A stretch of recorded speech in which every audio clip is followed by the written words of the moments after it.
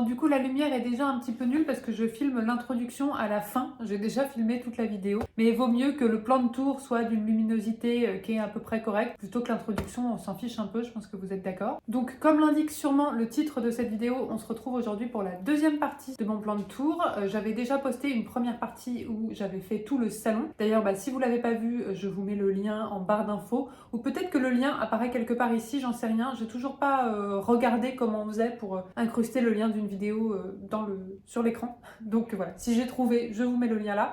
Sinon, le lien est en barre d'infos. Donc dans la première partie de mon plan de tour, on avait fait tout le salon. Et puis du coup, aujourd'hui, je vais faire le bureau, la chambre, la cuisine et puis ma vitrine à plantes. Alors ma vitrine à plantes qui pour le coup est dans le salon, donc ça compte comme le salon. Mais j'avais pas eu le temps de le faire la dernière fois. Je suis contente de faire cette deuxième partie de plan de tour parce que déjà là, c'est l'hiver, donc du coup, je risque de perdre des plantes. Autant les filmer maintenant avant qu'elles ne soient plus là. Mais en même temps, je suis un petit peu frustrée parce que en fait j'ai fait plein de changements de déco, j'ai plein de nouveautés déco à vous montrer et j'avais trop envie de vous en parler, j'avais trop hâte de vous en parler et du coup là ce sera pas le sujet de cette vidéo, désolée du coup je vous tease mais ce sera pour une prochaine vidéo et du coup voilà, je vous en dis pas trop mais vous verrez, j'ai encore un peu trop craqué, je suis peut-être un peu retomber dans les achats compulsifs du côté de la déco. Alors pour ceux et celles qui me connaissent pas et puis qui n'ont pas vu la première partie du plan de tour, bon, déjà regardez-le s'il vous plaît,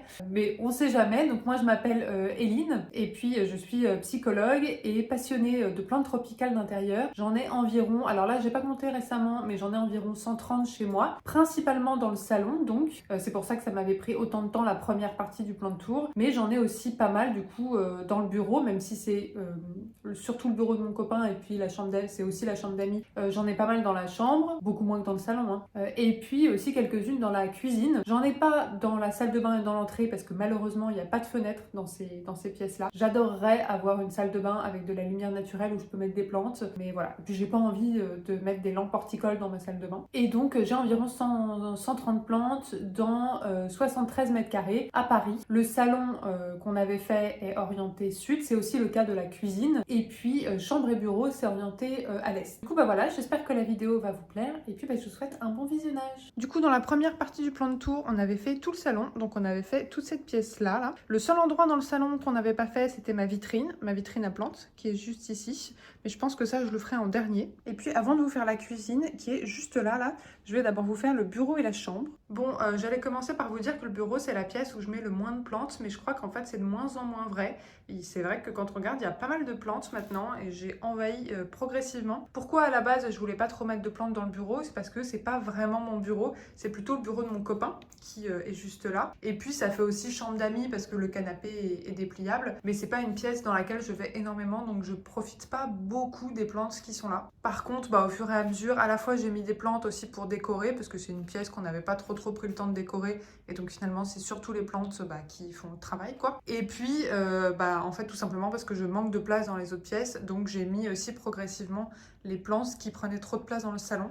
Et c'est notamment le cas de mes deux gros philodendrons, celui-ci et celui-ci là, qui sont des plantes que j'aime beaucoup, mais en fait c'est vraiment plus possible de les faire tenir dans le salon. Et c'est vrai qu'elles se plaisent bien ici, donc en plus voilà, elles s'épanouissent relativement bien dans le bureau, c'est une pièce qui est plutôt lumineuse. Après dans tout le reste de la pièce, on n'a rien, vous voyez là sur ces murs là, c'est pas très décoré d'ailleurs, et puis il n'y a aucune plante, mais j'hésite à rajouter une étagère, soit au-dessus du canapé, à la place des tableaux qui sont là, soit au-dessus peut-être du bureau là, pour rajouter quelques plantes aussi et que tout soit pas au niveau de la fenêtre. Donc j'ai commencé par ma plante préférée dans le bureau, c'est celle-ci, mais alors c'est dommage, je vous l'ai déjà montré un petit peu dans une vidéo récemment parce que justement je voulais vous montrer cette nouvelle feuille qui est incroyable. Donc ça c'est sa dernière feuille, je crois que je vous ai même pas dit ce que c'était. C'est un philodendron Gloriosum zebra, c'est je pense un de mes philodendrons préférés parce qu'il a des énormes feuilles en cœur, surtout en plus là sa dernière feuille, le cœur est vraiment juste parfait quoi, et puis avec de jolies nervures blanches, donc c'est vraiment une plante que j'adore,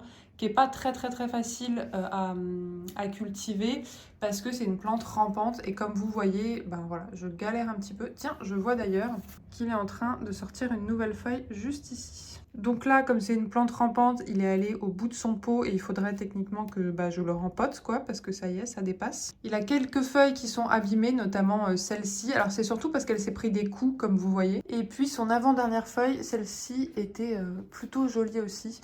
Mais ça c'est pareil, je vous l'avais montré dans une vidéo récemment. Je le tourne régulièrement parce que au bout d'un moment les feuilles ont tendance à se tourner vers la lumière.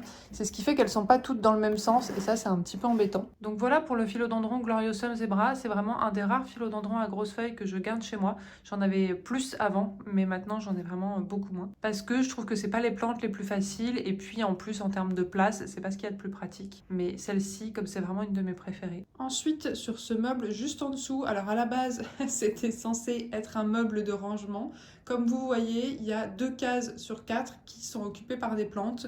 Donc voilà, je pense que j'ai un peu arnaqué mon copain dans l'histoire parce que je lui ai promis un meuble de rangement et in fine, je l'ai clairement transformé en meuble à plantes. Bon, il peut déjà être content d'avoir pu mettre quelques bouquins ici. C'est un meuble que je trouve très joli et du coup, je trouve que les plantes comme ça qui sont disposées à l'intérieur, ça rend vraiment hyper bien. Donc du coup, voilà, j'ai pas pu m'empêcher. Alors sur le côté là, on en a une qui va pas forcément très très bien. C'est un philodendron...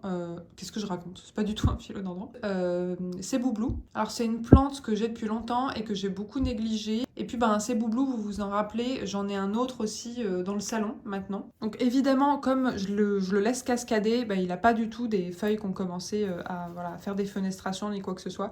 Les feuilles sont toutes petites. Mais il habille ce petit coin pour le moment. Et puis c'est vrai que le Céboublou, c'est une plante que j'aime beaucoup parce que j'aime bien les feuilles un petit peu... cette espèce de bleu pastel presque argenté, c'est une de mes couleurs préférées pour les plantes. Et puis j'aime bien la version juvénile aussi du Céboublou, justement, quand il n'y a pas les fenestrations. Je trouve que les feuilles sont un petit peu fines, assez élégantes comme ça. Et donc voilà, ça me dérange pas du tout qu'il fasse pas de fenestration. D'ailleurs, celui du salon, je le laisse aussi cascader, donc ça va être la même chose. Donc voilà pour le Céboublou. Quand même, les feuilles sont jolies, je trouve. Et puis, en dessous du Céboublou, donc on a ici mon Scindapsus exotica, qui est enfin arrivé au niveau du parquet, au niveau du tapis. Donc, je sais pas trop ce que je vais en faire, parce que je l'aime vraiment bien ici, et en même temps, j'ai pas du tout envie de le couper pour le moment. Alors, je trouve qu'en ce moment, il est vraiment très très très joli. J'espère que ça va rester comme ça, et j'espère qu'il va bien supporter l'hiver. Normalement, c'est pas une plante qui est très difficile, donc voilà, a priori, ça devrait bien se passer. Mais j'ai déjà eu des problèmes avec des Scindapsus. Il y a quelques années, il y a 1 ou 2 ans, j'ai perdu pas mal de Scindapsus par pourriture de racines. Donc comme quoi, ça peut arriver. Je pense que c'est vraiment un de mes pothos préférés. Déjà, les feuilles sont incroyables. Je ne sais pas si vous voyez... l'argenté là sur les feuilles, c'est juste sublime. Et puis par rapport aux autres pothos, c'est un de ceux dont les feuilles restent quand même d'une taille assez grosse malgré le fait qu'on le laisse entièrement cascader. Les feuilles de l'Exotica sont en général plus grosses que celles des autres pothos et donc même si on le laisse entièrement cascader, ça fait pas des toutes petites feuilles comme ça peut le faire sur mes autres pothos, Epiprenum et Scindapsus. Et puis surtout, je trouve que son port est parfait en fait. Vous voyez, en termes de, je sais pas comment dire, de tenue de la plante, je trouve que vraiment c'est parfait. C'est vraiment super joli. Donc pour pouvoir la laisser là, si elle commence à pousser un peu trop, je pense que je vais peut-être la mettre un peu sur pied pour qu'elle soit remontée. Et vous voyez qu'elle arrive genre à ce niveau-là Et ça me fera déjà gagner quelques centimètres. C'est d'ailleurs ce que j'ai fait pour celle juste à côté. Vous voyez, elle est sur pied là. Et donc, celle-ci, c'est mon Scindapsus Moonlight. Là, c'est vraiment le coin, à part le zébra ici, là, c'est vraiment le coin des pothos argentés, Alors pareil, je trouve que les feuilles sont incroyables. Toujours cette espèce de bleu avec cette... j'allais dire cette finition, comme si j'étais en train de parler d'une peinture. Cette espèce de couche d'argenté dessus. C'est incroyable. Celle-ci, elle n'a pas toujours été dans le bureau. Elle a été... alors à un moment, elle était dans le salon, il me semble. Et puis, elle a été dans la cuisine, dans la chambre. Je crois qu'elle a fait un petit peu toutes les pièces. Et en fait, à chaque fois, je finis par la remettre dans le bureau parce que c'est vraiment là qu'elle se plaît le plus. C'est un petit peu dommage parce que c'est pas la pièce dans laquelle je vais le plus, mais le bureau, c'est la pièce où mes plantes se plaisent le plus. J'aurais bien aimé que ce soit le salon, mais bizarrement, c'est le bureau, alors que le bureau est à l'est, alors que le salon est au sud. Et puis c'est pareil, je trouve que celle-ci, elle rend hyper bien à cet endroit-là, Pareil, la cascade que ça fait, la tenue de la plante, je trouve que ça la met vraiment très très bien en valeur. C'est ça que j'aime bien en fait sur ce petit meuble-là, c'est que contrairement aux plantes du salon qui sont un petit peu les unes sur les autres, c'est vrai que là, ces deux-là, on peut pas nier qu'elles sont quand même assez mises en valeur. C'est vrai que voilà, le fait d'avoir moins de plantes et que ça soit un petit peu plus épuré, et c'est pas mal pour pouvoir profiter vraiment de la beauté de chaque plante, quoi. Mais je peux pas du tout me permettre de faire ça dans le salon, à moins vraiment de diminuer au moins de moitié ma collection. Bon là c'est pareil, hein, il va bientôt toucher le sol, donc je sais pas trop ce que je vais en faire. Et puis il a pas mal de nouvelles pousses, hein, parce que vous voyez tout ce qui est vert plus clair, c'est que c'est des nouvelles feuilles, encore toutes fraîches. Donc ici, là, ici, et puis vous voyez plus bas, là, et au bout là-bas, tout ça. À côté, ici dans le coin, on a une plante dont j'hésite souvent à me débarrasser, mais à chaque fois je la garde, et je la garde surtout par sentimentalisme, parce qu'en fait c'est une plante que j'ai depuis très longtemps. Alors je dirais pas que c'est une de mes premières plantes, mais je l'ai depuis, je sais pas, 3-4 ans. En tout cas je l'ai eu dans la première année où j'ai commencé à avoir des plantes. C'est un philodendron Burle-Marx variegata, sauf qu'il a complètement réversé et donc il a quasiment plus aucune feuille avec des variegations. Si on cherche, on peut en voir un petit peu, vous voyez ici, là. Mais avant, il avait vraiment de très jolies variegations jaunes et c'est ce que j'adore sur le Burle-Marx variegata parce que j'aime beaucoup les variegations jaunes. J'en ai pas beaucoup chez moi, c'était une des seules que j'avais. Mais voilà, en grandissant, il a complètement réversé. Mais je le garde quand même parce qu'en fait, il a énormément poussé. Je l'ai eu, faut vous dire qu'il avait peut-être 2-3 feuilles, quoi. C'était vraiment une toute petite plante de 2-3 feuilles. Je sais même pas si je retrouverai une photo, mais si c'est le cas, je vais peut-être essayer de vous l'insérer ici. Le problème, c'est que je sais pas où la mettre, que c'est une plante sur tuteur, donc du coup, voilà, c'est un petit peu envahissant. Je trouve qu'elle a tendance à pousser un peu n'importe comment. Alors là, ça va, parce que dans ce coin-là, on a l'impression que... Enfin, on voit moins le tuteur. Je sais pas si vous voyez, on se rend pas forcément compte du tuteur qui est derrière. D'ailleurs, je vous montre. Elle est bien accrochée, elle est bien enracinée à son tuteur, même si je vous cache pas que c'est une des plantes que je néglige le plus chez moi. Donc le tuteur, je l'humidifie franchement une fois tous les 36 du mois. Donc c'est vrai qu'il a tendance à beaucoup sécher. Alors je sais pas trop comment sont les racines à l'intérieur, si y en a qui ont survécu ou pas à l'intérieur du tuteur. Et alors franchement, c'est une plante résistante, hein, parce que vu comment je m'en occupe depuis plusieurs années, j'ai l'impression que je ne mets jamais d'engrais, que je l'ai pas rempotée depuis je sais pas combien de temps. Je vérifie jamais les nuisibles et puis de toute façon elle a tellement de feuilles maintenant que j'aurais tellement pas la motivation de la traiter. Et elle continue vraiment à faire des feuilles, quoi. Vous voyez, elle fait sa vie. Avant, j'hésitais vraiment à m'en débarrasser parce que je savais pas où la mettre. Là, depuis qu'elle est dans ce petit coin-là, j'ai l'impression que bon, pour le moment, elle a trouvé sa place. Peut-être qu'un jour, je vais essayer de bouturer et voir si j'arrive à la faire repartir avec des variegations jaunes. Mais alors là, on se rend pas compte, hein, c'est un peu le fouillis, mais elle a pas mal de pieds en fait. Et vous voyez que notamment ici, là, tout ça, c'est des nouvelles feuilles. Donc elle pousse à plusieurs endroits différents, quoi. Elle pousse pas juste par le haut. Bon, c'est un petit peu difficile de vous montrer. Mais c'est vrai que voilà, sans les variegations jaunes, c'est quand même une plante qui est... je l'aime bien, hein, mais elle est très simple, quoi. Très simple. Juste à côté, ici, sur ce banc, on a donc l'autre philodendron à grosses feuilles que je garde dans cette pièce. C'est mon philodendron McDowell. Et du coup, pareil, c'est mon philodendron à grosses feuilles préféré avec le Gloriosum zebra là-bas. Donc c'est pour ça que je garde ces deux-là. Et un autre philodendron à grosses feuilles que j'aime beaucoup et que j'ai laissé dans le salon, même s'il va pas très bien en ce moment, c'est mon El Choco Red. C'est vraiment les 3 philodendrons à grosses feuilles que je veux garder. Et alors, le McDowell, c'est pareil. Sa dernière feuille, regardez comment elle est sublime et parfaite. Celle-là, elle est sortie vraiment tout récemment. Vous voyez, elle est encore toute fraîche, là. Donc c'est pareil, vraiment un cœur parfait avec de jolies nervures. Ce que j'aime beaucoup sur le McDowell, c'est vraiment les pliures aussi du cœur de la feuille. Elle est d'une beauté et d'une élégance. Je sais pas ce que vous en pensez. Donc ça, c'est sa dernière feuille. Et dans une vidéo récemment, je vous avais montré déjà son avant-dernière feuille, avant qu'elle me sorte l'autre, qui était celle-ci, qui s'était un petit peu déchirée là à cause du cactus derrière. Alors ce qui est marrant avec elle, c'est qu'elle a des petits pieds qui sont partis là du pot.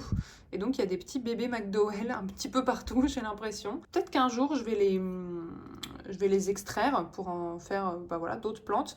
Parce que c'est quand même une plante qui a tendance à prendre de l'espace quand elle grandit. Donc clairement, je ne vais pas pouvoir en avoir 3 dans le même pot. Et alors le seul truc qui est embêtant avec cette plante, un petit peu comme le Gloriosum zebra, c'est que c'est aussi une plante rampante. Et donc là, c'est même pas qu'elle est sortie du pot, là, c'est que juste elle est complètement allée faire sa vie. Et là, clairement, je pense que ma seule solution, ça sera une jardinière. Mais ça m'embête un petit peu parce que j'aime pas trop les jardinières. Je préfère les pots ronds comme ça. Je trouve que c'est beaucoup plus pratique. Honnêtement, je sais pas combien de temps il peut tenir comme ça, juste à l'extérieur du pot. Et puis en plus, c'est pas stable, hein. Vous voyez, j'ai mis des baguettes chinoises pour pas trop que ça bascule. Donc voilà pour le McDowell. Et alors, juste ici à côté, on a une euphorbes. Et j'ai vraiment rien à vous dire sur cette euphorbes. Ça, pour le coup, c'est une des premières plantes que j'ai achetées. C'est même la première plante que j'ai achetée, mais disons que j'en avais acheté plusieurs en même temps. C'est une plante que j'ai achetée genre à Leroy Merlin. quand j'ai emménagé dans mon ancien appartement, et comme à la base j'étais persuadée que j'allais faire crever toutes mes plantes et que j'avais pas du tout la main verte, et ben du coup j'avais acheté vraiment les plantes faciles, donc j'avais acheté quelques euphorbes, et puis j'avais acheté quoi déjà? Ah oui, des palmiers Kensia que j'ai plus parce que c'est plus du tout mon style de plante. Cette euphorbe, je l'ai énormément négligée honnêtement, et puis en plus de ça, elle a jamais poussé, vraiment, elle ne m'a jamais rien fait, je crois. Alors je l'aime bien, mais voilà, je la laisse là, quoi, j'ai vraiment rien à dire dessus. Et alors juste à côté, la dernière plante de cette pièce, en fait c'est un Philodendron glorious. J'ai rempoté ensemble, en fait j'avais un grand Philodendron glorious qui allait vraiment jusqu'au plafond, donc ça c'était il y a un petit moment maintenant, sauf que, alors il allait bien, mais je le trouvais un petit peu, je sais pas, j'aimais pas la tenue qu'il avait, j'aimais pas l'allure qu'il avait, et à un moment j'ai un petit peu pété un plomb et je l'ai complètement taillé et j'ai tout bouturé. Et donc il y a le pied qui est reparti, et donc alors je crois que c'est celui qui est ici là, je sais plus, enfin je crois que c'est cette partie là de la plante. Il y a du coup donc le pied que j'avais complètement taillé qui est reparti un petit peu, et puis ensuite j'avais tout le reste qui est en eau, ça avait raciné, et je l'ai replanté, et donc c'est là un mélange entre les boutures que j'ai replantées en terre et le pied original qui a commencé à reprendre un petit peu. Et alors la partie des boutures, elle se porte plutôt bien. Vous voyez, c'est cette partie-là qui monte jusque là. Par contre, je crois que la partie du pied mère, les racines avaient un petit peu pourri, donc cette partie-là, donc je crois qu'elle va moins bien. Et je me demande si je vais pas à un moment la retirer, parce que j'ai presque peur que ça contamine l'autre partie. Donc voilà pour le Philodendron glorious. C'est une plante que j'aime beaucoup à la base, le Philodendron glorious. En plus, c'est une bonne alternative au Melanochrysum, parce que c'est un hybride entre le Melanochrysum et le Philodendron gloriosum. Mais il est beaucoup plus facile que le Melanochrysum, que je trouve vraiment, vraiment chiant pour être honnête. D'ailleurs, ça fait longtemps que j'en ai plus, des Philodendrons Melanochrysum. Et le glorious, donc non seulement il est plus facile à cultiver, je trouve, et en plus de ça, contrairement à son autre parent, le gloriosum, il est grimpant. Donc c'est un peu moins embêtant que les plantes rampantes comme ça. Mais là, évidemment, comme c'est le pied qui repart et les boutures qui repartent tranquillement, il est tout sauf impressionnant. C'est vraiment une petite plante. Je viens juste de lui mettre un tuteur. Avant, elle n'était pas tutorée. Donc j'espère que ça va peut-être l'aider à refaire des feuilles un petit peu plus grosses plus rapidement. Mais bon, c'est toujours la même chose en fait. C'est-à-dire que à la fois, c'est des plantes qui ont besoin de ce type de tuteur, et en même temps, c'est vraiment pas ce que je préfère au niveau esthétique, donc c'est toujours l'ambivalence dans laquelle je suis. Vous voyez, on voit bien le mélange entre le Melanochrysum et le gloriosum. Bon voilà, pour le moment, c'est vraiment une plante que je laisse tranquillement prendre un petit peu ses marques. Je l'ai mis dans ce coin de l'appartement parce que comme je sais que les plantes se plaisent bien ici, j'espère que ça va l'aider à reprendre rapidement du poil de la bête. Et alors, je ne sais pas si elle s'est enracinée dans le tuteur. Pour le moment, je ne crois pas. Oula, je sais pas si vous voyez, là, il y a une feuille qui est partie là-dessous. Attendez, je vais devoir poser la caméra pour la sortir. Voilà, sauvetage réussi. Vous voyez, elle était passée sous le câble blanc, enfin le câble blanc, le truc blanc là qui sert à bien fermer le tuteur. Bon, je sais pas depuis combien de temps elle est coincée là, je sais pas trop comment ça va évoluer du coup. Elle a pas l'air d'avoir de dégâts, mais on verra. Donc voilà pour le Philodendron glorious, et c'était la dernière plante du bureau du coup. Donc voilà, je vous remontre une petite vue d'ensemble. Bon, la luminosité commence à pas être terrible. Alors ensuite, on va passer à la chambre.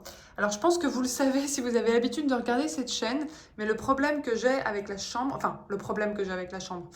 c'est plutôt moi le problème dans l'histoire, c'est que comme j'ai des gros troubles du sommeil, je me lève très tard, et comme j'ai du mal à dormir les volets ouverts, j'ai tendance à ouvrir les volets assez tard dans la journée. Et donc l'été, ça pose pas trop de soucis parce qu'il fait jour jusqu'à très tard, mais par contre l'hiver, ça enlève vraiment une bonne partie du temps de luminosité pour les plantes de la chambre, et donc c'est ce qui fait que voilà, les plantes de la chambre, parfois ça peut être un petit peu compliqué. Alors là, cet hiver, j'essaye de faire un effort. J'ai essayé de dormir, j'ai tenu plusieurs semaines avec le volet ouvert, avec un masque pour les yeux, mais là j'ai recommencé à fermer le volet. Simplement, j'essaye tout simplement de me lever plus tôt et de l'ouvrir plus tôt. J'essaye de faire un effort parce que en fait, autant avant dans la chambre, à cause de ça, je mettais plutôt les plantes que j'aimais moins, on va dire. Et puis là, il y a vraiment des plantes qui me tiennent beaucoup à cœur dans cette pièce, parce que j'ai dû les mettre là, notamment parce qu'elles prenaient trop de place dans le salon. Donc j'ai mis ici en fait pas mal de grosses plantes que je pouvais vraiment plus mettre dans le salon. C'est le cas cas de ma Monstera taille constellation dont on va parler qui est ici, et puis notamment de mon philodendron Painted Lady. En tout cas, la chambre, c'est une pièce que j'aime bien avoir simple, c'est-à-dire j'aime pas avoir trop de meubles, de trucs comme ça dans la chambre. Donc j'ai vraiment mis, à part les plantes, vous voyez, il y a juste le lit et une étagère. J'ai essayé de faire un truc vraiment assez épuré et clair, parce que je peux vite voilà, me sentir pas bien si j'ai une impression que la chambre est trop chargée et que c'est le bordel autour de moi. Donc on va commencer par ce petit coin là qui est vraiment le coin qui manque de lumière. Donc j'ai mis des plantes qui avaient l'air de s'en sortir et pour le moment c'est le cas. Alors ici il y a une fougère dont je ne me rappelle absolument pas le nom exact. Je crois que son surnom c'est la fougère crocodile, mais du coup je me rappelle pas de son nom exact, qui est une plante que je néglige énormément mais qui a l'air de survivre quand même. Vous voyez, elle fait des nouvelles pousses. Donc je trouve qu'elle se marie très très bien dans ce petit coin-là, parce qu'il n'y a pas un espace énorme hein, ici. Donc voilà, c'était parfait ici. Et puis je trouve qu'elle est plutôt graphique. C'est vraiment pas, vous l'aurez peut-être compris à ma voix, mais c'est vraiment pas une de mes plantes préférées. Mais en fait, là, elle a vraiment une fonction, je pense, de déco et de remplissage, quoi. C'est peut-être un petit peu triste à dire, mais elle est bien là. Mais si elle n'avait pas cette place qui est parfaite pour elle, je sais pas si je la garderais, quoi. Mais là, je trouve que ici, elle est parfaite. Et puis, comme elle est pas trop exigeante, et ben, elle supporte bien ce coin qui est pas celui où elle reçoit le plus de lumière. Et celle qui est juste à côté de mon lit, c'est mon Omalomena Maggie. Donc là, qui est une très grosse plante. Celle-ci, je l'avais vraiment achetée exprès pour ce coin-là. Parce qu'en fait, je cherchais une grosse plante à mettre ici. Donc il me fallait une grosse plante qui n'est pas trop exigeante. Même si là, je me rends compte que depuis l'hiver, elle va moins bien. Elle était en folie printemps-été. Et là, depuis l'hiver, je sens qu'elle va moins bien. Bon, elle a quand même, vous voyez, tout ça, c'est des nouvelles feuilles. Mais je pense qu'il faudrait vraiment que je leur rajoute une petite lampe horticole. À un moment, je voulais rajouter une lampe horticole au-dessus, là. Une lampe horticole qui pend, quoi. J'ai jamais pris le temps. J'adore les Omalomena parce qu'en fait, je trouve qu'elles ont des feuilles qui sont vraiment hyper jolies, un petit peu comme ça pourrait être le cas, justement, d'un philodendron à grosses feuilles. Mais le port est très différent. Elles vont plus avoir un port, vous voyez, qui va s'étaler comme ça. Et je trouve que ça change, quoi. C'est vraiment très joli. J'en ai pas beaucoup des plantes comme ça chez moi. Et c'est aussi un gain au niveau praticité parce que elle va ni ramper, ni grimper, ni rien. Et donc, pareil, je trouve que elle est vraiment très bien dans ce petit coin-là. Sur mon étagère, ici, on a que des boutures. Alors, des boutures qu'on poussait hein, depuis, elles sont en terre maintenant. Donc, quand je dis boutures, c'est dire qu'à la base, c'était des boutures. Maintenant, c'est plutôt des plantes en elles-mêmes. Donc, ici, une bouture de mon pothos golden, que je n'ai plus. Ici, des boutures d'un philodendron lemon lime, qui est vraiment une plante que j'adore, le philodendron lemon lime. Je trouve que les feuilles sont vraiment adorables et puis j'aime beaucoup la couleur un peu néon comme ça. Et c'est pareil, je trouve que celle-là, elle a elle pend d'une façon que j'aime beaucoup, quoi. J'aime bien son allure, j'aime bien sa tenue sur cette petite étagère. Alors pour l'instant, ça pend pas trop, donc on peut encore dormir en dessous. Et puis ici, une bouture de mon philodendron Painted Lady. Alors c'est dommage parce que d'habitude elle est super jolie et là j'ai l'impression qu'elle va pas bien. Faudrait que j'aille vérifier les racines et faudrait que je regarde les nuisibles parce que son port... Alors vous avez pas comment elle était avant, donc du coup peut-être vous vous en rendez pas compte, mais d'habitude son port, les feuilles sont beaucoup plus tendues. Là j'ai l'impression qu'elle est un peu recroquevillée sur elle-même et floppy, je sais pas comment expliquer. Et elle est pas comme ça d'habitude, mais elle a pas soif parce que je l'ai arrosée il y a vraiment pas longtemps. Bon là c'est une plante aussi qui en poussant commence à faire un peu n'importe quoi. Elle est déjà tombée 2 fois sur du coup le lit qui était en dessous. Donc une fois elle est tombée sur la tête de mon copain en pleine nuit. Et puis elle est retombée il y a pas longtemps avec à chaque fois plein de terre à nettoyer dans le lit, quoi. Effectivement, je vois que là elle penche un peu. D'ailleurs, je vais peut-être... En fait, au fur et à mesure, je la replace, mais au fur et à mesure, je pense qu'elle essaye d'aller chercher la lumière. Et je pense que je vais, si les racines vont bien, il faudra que je vérifie, mais si les racines vont bien, je pense que je vais bientôt la replanter avec la plante mère. Enfin, bientôt, je dis ça, et à tous les coups, ça va me prendre 6 mois pour me motiver. Mais en tout cas, c'est mon objectif. Et comme j'ai une autre bouture de Painted Lady qui est en eau, je pense que je vais pouvoir remplacer celle-ci par une plus petite. Et ça sera mieux parce que celle-ci, elle commence vraiment à trop pousser, donc elle va plus vraiment dans cet endroit-là. Et alors, juste ici, accroché au niveau de la fenêtre, il y a mon Scindapsus argenté qui a bien poussé parce que je pense qu'il... Alors, à mon avis, il n'est pas au sol encore. Ah, presque, hein. Ouais, c'est dans pas longtemps quoi. Mais pour le coup là je vais pouvoir je pense facilement la remonter quoi, je vais enrouler le macramé tout simplement. Alors bon, ces feuilles commencent à être un petit peu petites hein, au fur et à mesure où elles cascadent, mais c'est une plante que j'aime beaucoup. Pareil, ça je pense que c'est vraiment un de mes pothos préférés. Je trouve que ce vert très très sombre comme ça, avec les petites taches argentées, les petits points argentés, ben j'aime énormément. J'aime beaucoup aussi le Silveran, que j'ai plus chez moi pour le moment. Il faudrait que je pense un jour à m'en racheter un. Si peut-être ce que je peux vous dire, c'est que à la base, je l'avais mis là de façon provisoire et j'avais en tête de mettre un crochet au plafond, comme j'ai pu le faire dans le salon et dans la cuisine. Mais en fait, j'ai un peu laissé tomber l'idée parce que vous voyez, j'ai quand même cette plante-là qui avance pas mal. Là, il y a le lit. Enfin voilà, je pense que de toute façon, ça va pas, enfin ça sera pas mieux quoi. Donc finalement, voilà, j'ai décidé de la laisser là. Je pense que c'est pas plus mal. Alors avant de vous laisser avec la suite de la vidéo, je voulais vous parler de Eve & Co qui a eu la gentillesse de me proposer de collaborer sur cette petite partie de la vidéo. Et alors vous allez voir, Eve & Co c'est une marque qui a priori n'a rien à voir avec les plantes, mais c'est une collaboration qui m'intéressait sincèrement beaucoup parce que déjà tout simplement c'est une marque qui me plaît vraiment. Et puis en plus de ça, c'est une marque qui propose quelque chose que j'utilise déjà moi-même depuis des années. Donc tout simplement en fait c'est une marque de culottes menstruelles. Alors je sais pas si tout le monde sait maintenant ce que c'est que des culottes menstruelles, mais au cas où pour les personnes qui peut-être ne savent pas, des culottes menstruelles c'est des culottes qu'on porte pendant ses règles tout simplement. Alors moi perso j'en porte depuis des années, ça a complètement remplacé toutes les protections que je pouvais avoir avant, c'est-à-dire les serviettes et les tampons, et j'ai jamais eu de fuite. Ni d'odeur, ni quoi que ce soit. Et les culottes que propose Eve & Co, donc elles sont faites pour être portées jusqu'à 12 heures et donc sans utiliser aucune autre protection. Moi, comme je vous disais, c'est vraiment un produit dont j'étais sincèrement contente de vous parler parce que c'est un produit que j'utilise énormément déjà personnellement dans ma vie. Alors pour le coup, moi, c'est vraiment quelque chose qui m'a changé la vie. Avant, j'avais jamais vraiment réussi à trouver la protection qui me correspondait et toutes les protections que j'avais essayées, soit ça me faisait mal, soit j'étais pas confortable, voire même je pouvais développer des infections. Et en plus de ça, les autres protections que j'ai utilisées, il faut les changer plusieurs fois dans la journée, donc ça aussi c'est un inconvénient. Alors au départ, les culottes menstruelles, moi j'avais été un peu sceptique quand j'ai commencé à en porter il y a quelques années. J'étais un petit peu sceptique parce que notamment j'avais peur des fuites, etc. Enfin, je savais pas si ça marchait vraiment. Et en fait, clairement maintenant, je pense que je ne pourrais pas m'en passer quoi. Je trouve ça vraiment 1 milliard de fois plus confortable. Enfin, pour moi, il n'y a juste pas photo.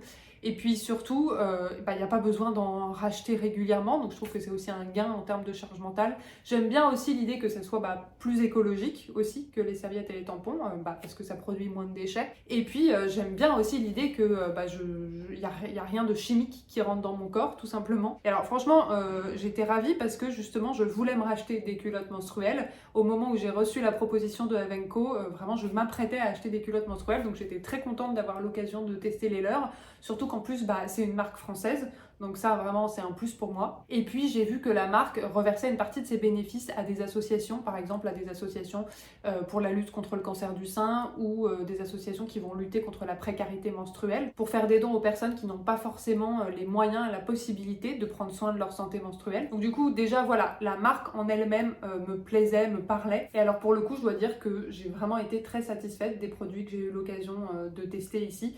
Je dis pas ça uniquement dans le cadre de la collaboration, quoi, c'est vrai. Je les ai trouvés déjà hyper agréables à porter, vraiment invisibles sous les vêtements. J'ai bien aimé aussi la variété des modèles, que ça soit en termes de forme, mais que ça soit aussi en termes d'importance du flux qu'on peut avoir. Et franchement, pour être tout à fait transparente par rapport aux autres culottes menstruelles que j'utilisais avant, d'une autre marque que je vais pas citer, mais je sais que si je devais en racheter, ou la prochaine fois que j'aurai envie d'en racheter, il y a de très fortes probabilités que je rachète chez Eve & Co pour le coup, même si c'est pas dans le cadre d'une collab. Et pour le coup, je suis vraiment super contente de faire une collaboration avec une marque qui me plaît vraiment comme ça. Alors, pour des raisons évidentes, je ne vais pas vous montrer le produit porté sur moi, mais j'ai reçu 3 modèles. Alors moi, mon préféré, c'était celui-là. C'est le modèle Boxer, parce que tout simplement, ça me manquait vraiment d'avoir une culotte menstruelle qui était un petit peu longue, quoi. Et là, le modèle Boxer, ça faisait vraiment un effet un petit peu short. Et du coup, je l'ai surtout utilisé pour traîner chez moi ou pour dormir. et sans rien mettre en plus. Et je vous dis, j'ai eu aucun souci de fuite ni quoi que ce soit. Donc j'ai vraiment pu ne porter que ça. Je trouve que c'est un modèle qui est vraiment bien couvrant, quoi. Ensuite, j'ai reçu un modèle plus classique. Donc voilà, un modèle tout simple, très classique, très confortable, complètement invisible sous les vêtements. Alors que moi, c'est vrai que je peux porter des jeans un petit peu serrés, quoi. En plus, je trouve que c'est une matière qui est assez confortable parce que c'est une matière un peu stretch comme ça. Et puis le troisième modèle que j'ai reçu, c'est celui-ci. Donc assez classique également, mais avec une petite, je sais pas si vous voyez, voilà, une petite dentelle sur le haut. Du coup, pendant la période du Black Friday, vous avez moins 70% sur tous les modèles. Donc c'est la plus grosse promotion qu'ils font dans l'année. Donc autant vous dire que c'est quand même très très très rentable. Du coup voilà, pas besoin de code promo pour profiter de l'offre. Il suffit vraiment d'aller sur leur site et l'offre normalement est appliquée automatiquement à tous les modèles, mais pendant une période limitée. Je vous ai pas précisé aussi, mais ce sont des culottes qui sont certifiées alors je sais pas comment ça se dit, GOTS, mais en fait c'est un label qui existe pour les produits textiles et qui garantit notamment des conditions dignes de travail pour les personnes qui produisent, mais qui garantit aussi un respect de l'environnement et puis un respect de la santé de la personne qui le porte. Et c'est notamment important pour ce type de produit parce que les culottes menstruelles, c'est directement en contact avec une partie sensible de notre corps. Du coup, je vous mets le lien de leur site en barre d'infos et puis je remercie à nouveau Eve & Co d'avoir collaboré cette petite partie de la vidéo. Et moi, je vous laisse avec la suite de la vidéo. Bon visionnage! Ici, on a une très vieille plante et une plante à laquelle je tiens particulièrement. C'est ma Monstera taille Constellation. Alors, si vous vous souvenez de mon plan de tour du salon, j'en ai une dans le salon aussi. Mais celle-ci, c'est ma plus ancienne et puis du coup ma plus grosse, que mon copain m'avait offert à Noël il y a vraiment plusieurs années maintenant. À l'époque où je l'ai eue, elle était vraiment toute petite, par rapport à la taille qu'elle fait aujourd'hui en tout cas. J'essaierai, pareil, je sais que j'ai pas de photos où on la voit bien, mais j'ai des photos de mon ancien appartement où je pense qu'on peut voir un petit peu, donc j'essaierai de vous insérer ça. Alors, elle a énormément poussé et globalement, j'ai pas eu trop de soucis avec elle, mais il y a quand même des hauts et des bas. Déjà parce qu'il y a des endroits qui ont tendance à brunir. Vous voyez, les parties très blanches comme ça, mais bon, j'ai envie de dire qu'avec ce genre de plante, honnêtement, faut s'y attendre.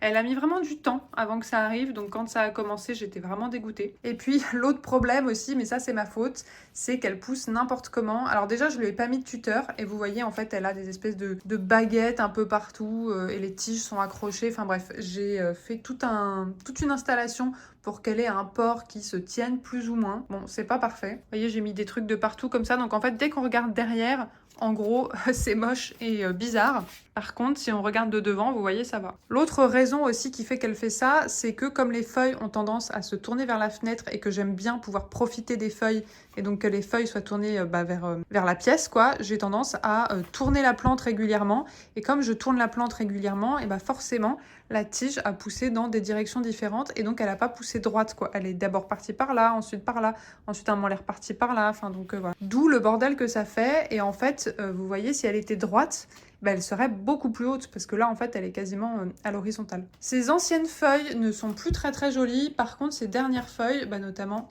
celle-ci là, son avant-dernière, elle est sublime et pour le moment elle n'a pas bruni. Vous voyez, par rapport à la taille de ma main, elle est grande maintenant et au niveau des variegations, je trouve que c'est parfait, elle a des jolies fenestrations internes, enfin... Pour moi, c'est vraiment la feuille de taille Constellation parfaite. Et puis sa dernière, pareil, donc ça, elle vient juste de sortir, vous voyez, elle est encore un petit peu plus verte. Je pense qu'elle n'a pas sa taille définitive. Donc pareil, elle est sublime. Celle encore d'avant, je pense que c'est celle qu'on voit là-bas. Ouais, voilà, celle qui est là-bas. Donc vous voyez, ces dernières feuilles sont plutôt grosses et en bonne santé. Donc voilà pour ma Monstera taille Constellation. C'est vraiment... c'est une de mes plantes préférées, je pense. Même si je m'en veux un petit peu de ne pas avoir fait plus d'efforts pour qu'elle pousse d'une façon plus pratique et plus esthétique, quoi. J'aurais bien aimé pouvoir en profiter dans le salon, d'autant que ça m'embête vraiment de la laisser dans la chambre parce que je sais qu'elle manque de lumière là à cause de mon histoire de volet. Mais elle est vraiment très très très difficile à caser parce que vous voyez... elle est volumineuse en fait en termes d'espace comme ça. Et donc il y a très peu de coins. Je crois qu'il n'y a aucun autre endroit dans l'appartement où elle passe, si ce n'est celui-ci. Et même celui-ci, honnêtement, c'est un petit peu galère quand il va se coucher. Mon copain, vraiment, il saute, quoi. Ensuite, ici, on a une petite desserte. Sur cette desserte, on a mon ficus Tineke. Je crois que c'est le seul ficus que j'ai chez moi maintenant. Ouais, j'en ai eu, je crois que... Ah non, j'ai le Chiveriana que j'ai dû vous montrer dans le salon déjà aussi. Enfin, dans la première partie du plan de tour. J'ai eu eu à une époque le Elastica classique que j'aime beaucoup. Je l'ai plus parce que voilà, j'avais besoin de faire du tri à un moment. Et celui-ci, je pense que c'est peut-être mon préféré. Je trouve que les feuilles sont magnifiques parce qu'elles ont ce côté vraiment peinture à l'aquarelle, quoi, avec les rebords blancs comme ça et cette espèce de dégradé progressif. Alors ça peut arriver que le blanc brunisse un petit peu. Là, ça va. Ah oui, ici, là, ça... Je suis un petit peu triste, ça m'inquiète un peu. Parce que vraiment, ces feuilles étaient parfaites jusqu'à maintenant. Elles continuent de bien pousser, parce que vous voyez, ça c'est une feuille qui est toute neuve. Enfin, toute neuve. Je dis vraiment ça comme si c'était un objet, n'importe quoi. Qui est toute récente. Vraiment, je trouve que c'est une plante vraiment magnifique. Mais j'ai l'impression que je me répète, hein, je dis ça à chaque fois. En même temps, est-ce que ça serait pas bizarre si je vous montrais une plante et que je vous disais, alors cette plante-là, je la déteste, je la trouve ignoble, vraiment, je sais pas ce que ça fait chez moi. Ici, à côté, on a mon bégonia maculata, qui était dans la cuisine avant, mais je cherchais des plantes à mettre sur cette desserte et j'avais besoin d'un petit peu de place dans la cuisine. Donc elle est passée là. C'est pas une plante qui est très facile pour moi. Honnêtement, j'ai eu plusieurs fois des soucis avec. C'est pas mon premier d'ailleurs. Et pour le moment, avec celui-ci, ça a l'air de bien se passer. Mais je dis ça, ça fait que quelques mois que je l'ai. Hein. J'aime beaucoup cette plante dans son style un petit peu rétro, quoi. Enfin, je trouve que c'est vraiment une plante qui a une esthétique très originale, très particulière, avec ces petits points là. En plus, c'est une plante qui fleurit, je trouve que c'est plutôt joli. Par contre, ce qui est très chiant, c'est qu'il y a tout le temps des fleurs fanées qui tombent par terre. Et puis j'aime beaucoup aussi le dessous qui est pourpre comme ça. Enfin voilà, je trouve qu'elle est très graphique, je la trouve vraiment très jolie. Par contre, je sais aussi que les bégonias, quand ça pousse, c'est en termes de port et d'allure, je trouve que c'est un petit peu compliqué à garder, voilà, d'une façon qui rend bien. Je trouve que ça a tendance à pousser un peu n'importe comment. Et il faut les tutorer, quoi, parce qu'au bout d'un moment, c'est plus très stable. Là, pour le moment, ça va. Donc voilà pour mon bégonia maculata. J'ai plus beaucoup de bégonia chez moi, mais celui-ci, alors qui est probablement le plus classique, hein, mais je pense que c'est mon préféré. Et alors, juste à côté ici, en dessous là, on a une petite bouture de sedum burrito. Je sais pas si vous vous souvenez, j'ai un gros sedum burrito dans mon salon, que j'adore, une de mes plantes préférées aussi. Et puis à un moment, accidentellement, en fait, en l'arrosant, j'ai cassé 3 branches même, et donc je les ai replantées. Alors c'est la première fois que je bouture du sedum burrito. Ça fait un moment maintenant, hein, donc je pense que ça a pris, parce que elles sont toujours pas mortes. Alors là, elle a peut-être un petit peu soif, mais en tout cas, j'ai l'impression qu'elle pousse, hein. Vous voyez là, c'est vert clair ici, donc ça pousse. En tout cas, je trouve que c'est une plante qui a vraiment un côté à la fois un peu bizarre et rigolo, à la fois un peu, tout adorable, quoi. Et puis, dernière plante de la chambre, c'est cette espèce de grand truc.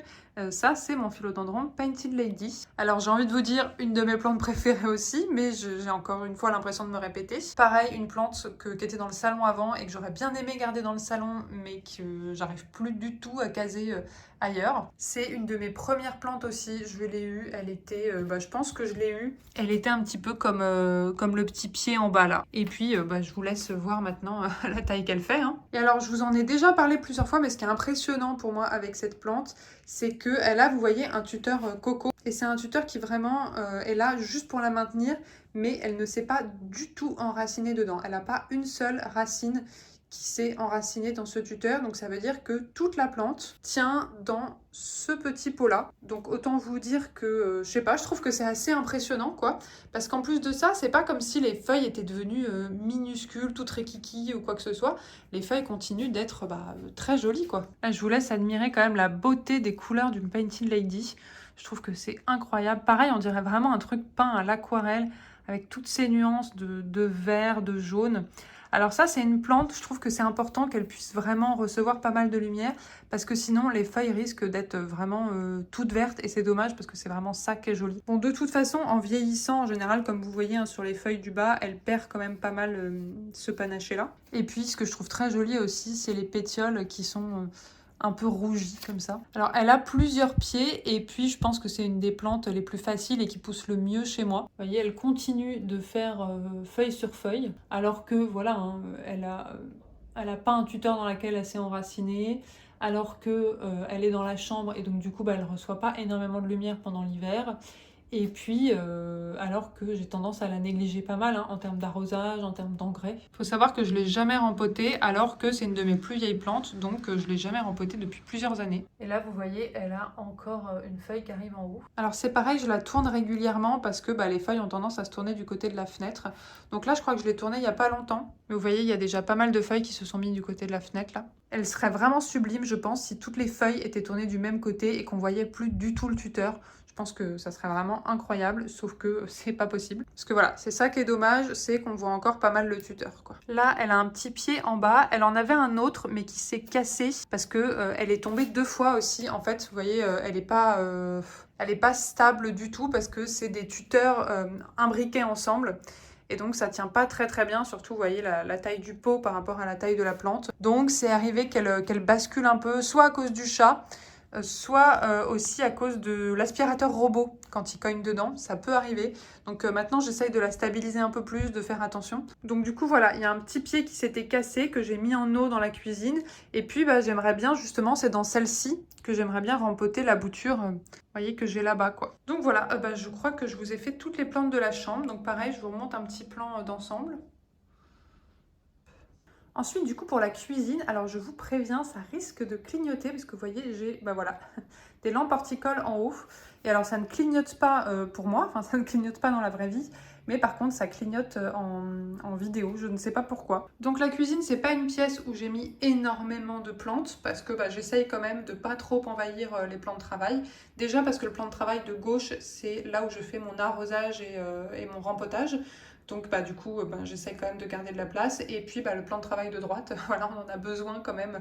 Même si on ne cuisine pas beaucoup dans cet appartement, je vais pas vous mentir, quand même pour poser 2-3 trucs, voilà. Alors déjà, au-dessus de l'évier, j'ai mis 2 petits crochets. J'ai essayé en fait de décorer un petit peu la cuisine, enfin voilà, d'agencer ça de façon un petit peu plus sympa, justement pour pas envahir le plan de travail. Donc j'ai mis 2 petits crochets, mais évidemment je vais bientôt être confrontée à un problème, c'est que les plantes qu'il y a dessus, bon, elles vont pousser au bout d'un moment, donc elles vont arriver sur l'évier, donc il va falloir soit les tailler, soit mettre d'autres plantes à la place. Donc ici, j'ai mis 2 plantes qui ne sont pas trop compliquées parce que ça reçoit pas énormément de lumière. Il y a un pothos Marble Queen, alors vous le savez, j'en ai déjà un dans le salon, celui-là est plus petit. Et puis vous voyez, il a pas énormément de variegation non plus, enfin il y a beaucoup de feuilles qui sont vertes parce que tout simplement voilà, il reçoit pas beaucoup de lumière.